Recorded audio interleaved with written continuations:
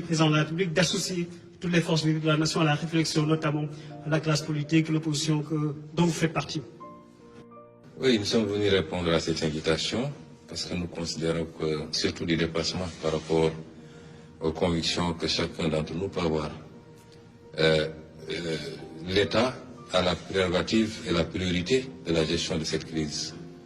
Mais c'est une crise qui interpelle tous les Sénégalais, tous les citoyens. Ce n'est pas une crise qui interpelle seulement l'État et les plus hautes autorités qui sont à sa tête, notamment le président Macky Sall, mais c'est une crise qui interpelle tous les citoyens sénégalais. Et donc, nous avons considéré, nous n'avons pas attendu cette audience pour donner notre point de vue et apprécier toutes les mesures qui avaient été prises jusque-là. Et considérer que c'est des mesures qui allaient dans le bon sens. C'était les mesures qu'il fallait prendre. Alors, notre seule présence ici suffit à démontrer que l'heure est grave, et je crois. Et c'est pourquoi nous continuerons à lancer un appel aux Sénégalais à rester vigilants et concentrés et surtout à suivre strictement les consignes qui ont été données. Strictement parce que c'est des consignes qui sont données pour leur bien. Il s'agit de sauver des vies. C'est pas c'est pas un jeu. Aujourd'hui, c'est des milliers de morts qu'on voit un peu partout.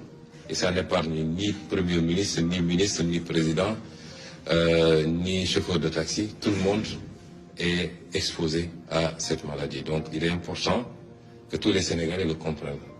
Au-delà, nous avons écouté. Nous étions venus avec beaucoup de questions.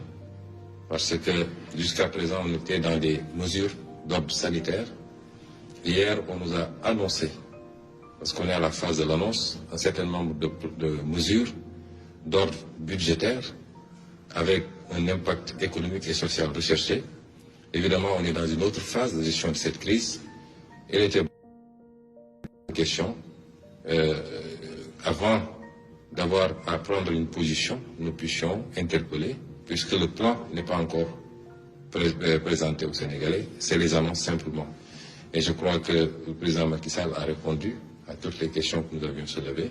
Nous allons plus bonne note et pouvoir fonder notre avis à partir de ces réponses, en attendant que les ministres chargés de l'application de ces décisions nous produisent les plans détaillés.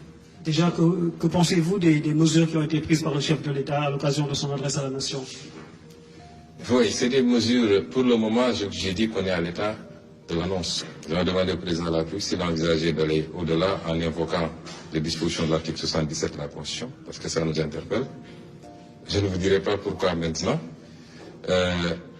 Nous avons considéré également qu'on n'a pas encore les détails sur qu'est-ce qui va alimenter ce fonds, 1000 milliards. Vous savez, aujourd'hui, nous n'avons pas de marge. La Banque centrale européenne a dégagé une enveloppe de 750 milliards d'euros.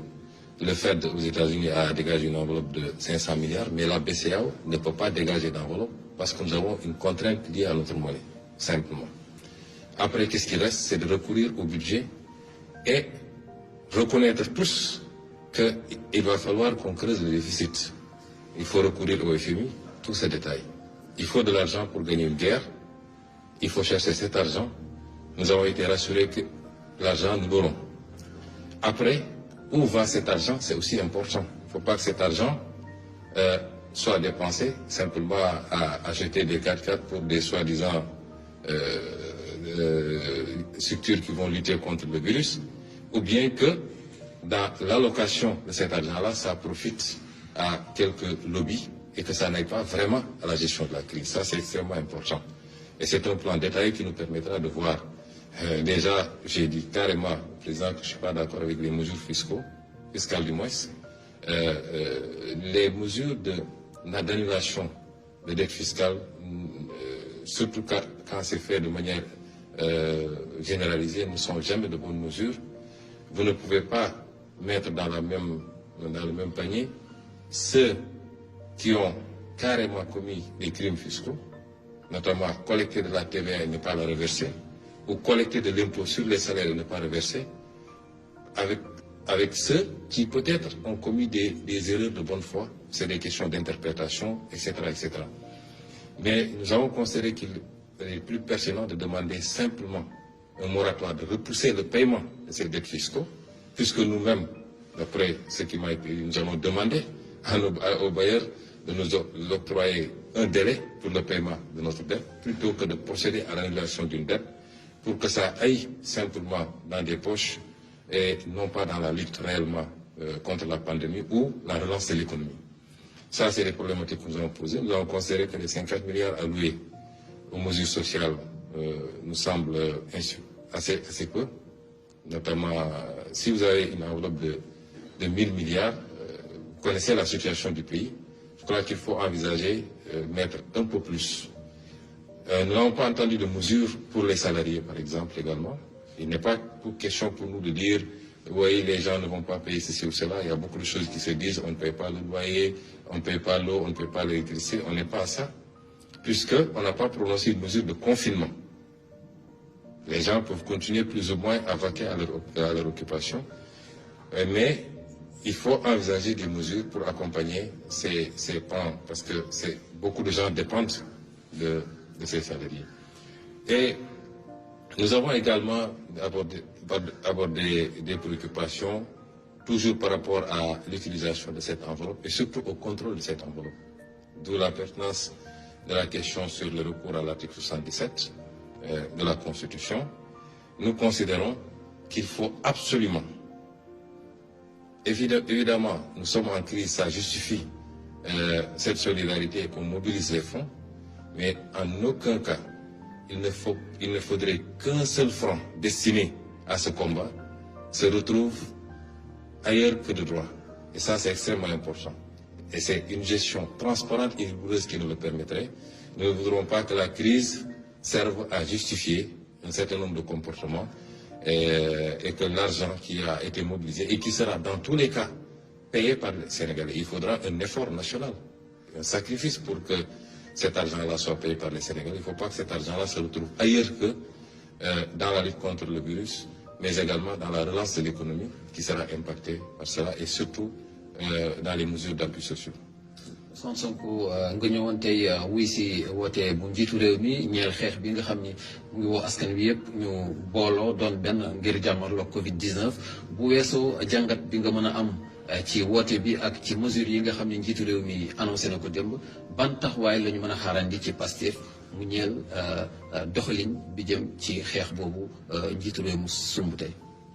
waaw xam nga xeex bi buñ ci tollee moom defe naa waratuñu du sax Pastef wala APR wala PDS parce que c'est le citoyen sénégalais qui est menacé kon di nga am loo ci def loolu nag ñun xaaruñu ñu invité ñu fii pour def ko ndax jàpp naa ni bii mbir mi dooree ba léegi mesures yi nga xam ne jël nañ ko jàppoon nañ ni mesures yooyu la ñu waroon jël te wax nañ ko publiquement wax ko ci ay vidéo bind ko ñi nga xam ne it ñi ngi ànd ak ñun jox nañ leen ay tegtal pour que mu am lu ñu def distribuer ay produits yoo xam ne pour gel yeeg ñoom seen sensibiliser nit ñi def porte à porte defe naa am na lu ñu ci jot a def waaye li ëpp solo mooy ñu jàpp ni mbir mi kenn warul ci xaar kenn warul yaakaar ni diw la gën a concerné te diw parce que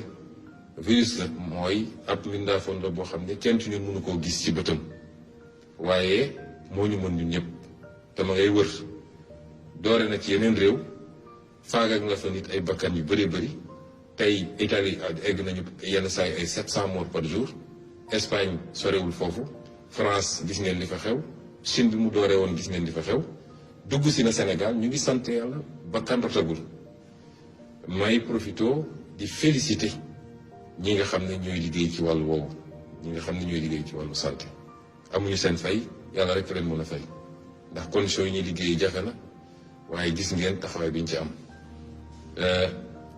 waaye comme dugg si na te day law ñun ñëpp ñu war cee bàyyi xel parce que léeg-léeg Sénégal dañoo xaw a mën a neenal te bu mbir amee au lieu ñu déglu ñi nga xam ne seen xam-xam ci loolu la màcc ku nekk day wax soo xoolee réseaux sociaux yi soo xoolee truc ñi naan soble dina ko faj xaw ma laaj ñi naan lii defe naa mbir day am fu mu toll ñii seen xam-xam màcc ci loolu rek la ñu war a laaj mooy ñi ko xam médecins yi rawatina virologue yi ak épidémiologistes yi ñoom la ñu war a déglu ak recommandation ñu bàyyi di neenal it jàpp ni feebaru tubaab la mënul dara si ñun ndax egsi na te gis nañ ko démb gis nañu benn musicien bu mag a mag a mag di nit ku ñuul di maddu di mango te bakkanam rod na ci. bu loolu weesoo nag li ñuy wax mooy lii rafetlu nañ ko bi ñu ñëwee ñëw nañu andi suñuy gannaaw rafetlu lenn ci liñ jotoon def li ñu wax démb te yéegal ko Sénégal yi amoon nañ ci ay mbir yoo xam ne jàppoon nañ ni leerul suñu bopp bi ñëwee toog nañu waxtaan ci laaj ci liñ ciy laaj ñu tontu ci liñ ciy tontu bokk na ci fan la xaalis bi di jóge parce que jamono yu mel nii jamono crise ci àdduna bi yëpp réew moo demoon ci réew bu la daan dimbali boo moytul mu gàntal la parce que am na lu ko doy ñun suñuy réew dañoo néew doole gi nag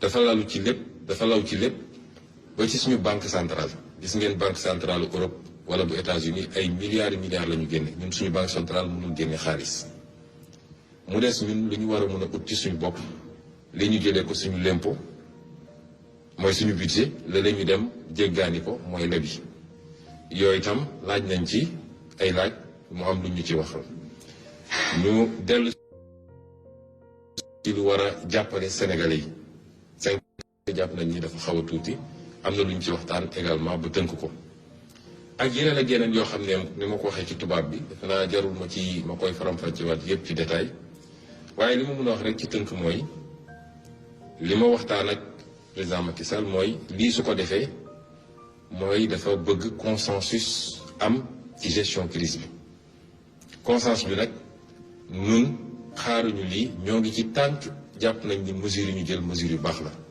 bu ñu gisee safaan wit amul crise amul ñàkk crise nañ ni lii ànduñu ci wala lii jëmul ci fu mu war a jëm bu ñu jotee plan bi nga xam ne nag parce que moom démb dafa yéegle rek waaye plan bi bu ñëwee xanaa am na ministre yu koy togg dinañ ci gën a xuus am na ay propositions yu ñu àndaale woon wax nañ ko dinañu xool plan boobu dañ ci war a apprécier dinañ ko apprécier waaye li ci ëppoon solo mooy won Sénégalais yi ni Sénégal moo soxla Sénégal moo woote guerre la ñu nekk guerre du rek ab armée bu ñëw di la song waaye lii ci guerre la bokk kon képp kuy doomu Sénégal da nga war a bàyyi de côté yenn considération yi ñu jàppante ba lii jóge fi leneen lu ci nekk ku nekk dellu fu mu nekkoon. jërëjëf mu doonoon donc merci beaucoup Ousmane Sonko jiite parti bi di Pastef les Patriotes doon joxe itam xalaatam ci woote bi nga xam ne njiitu réew mi woote na ko mu jëm ci naka la ñuy def ànd booloo xeex feebar bi di Covid 19 mu doon itam.